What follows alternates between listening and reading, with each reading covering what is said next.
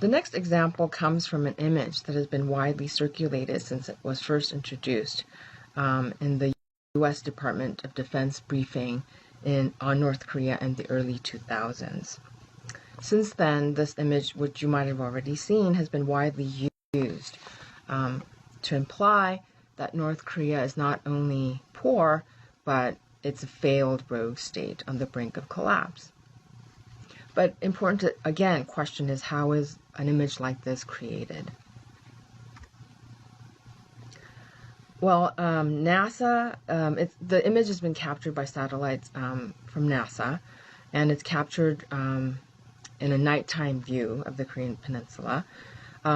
But if you look at the explanation from NASA about how this image is captured, it basically talks about the need to adjust for not only daylight, but city lights, gas flares, wildfires, or reflected moonlight. In other words, other kinds of light that can get in the way of capturing this needs to be filtered out.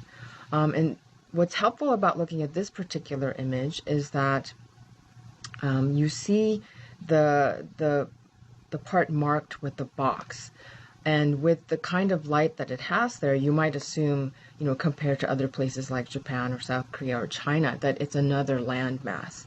But it's actually not a landmass. It's actually lights from fishing boats in the Yellow Sea.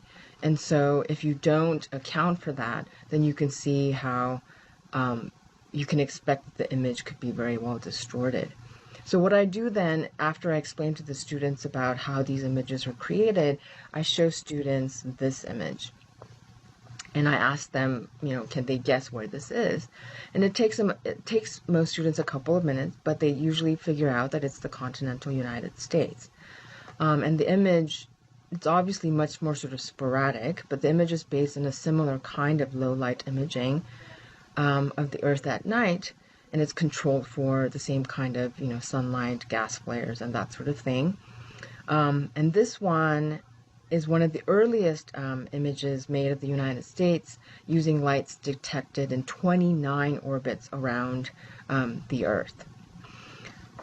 And compare that to this one, which is much more obviously the continental United States.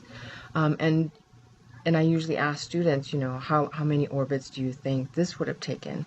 And it's 10 times the number of orbits it would have taken from the previous image. So this image takes 236 orbits to create, and it takes about 6 months for the satellite to capture enough data, enough light data to be able to create this image.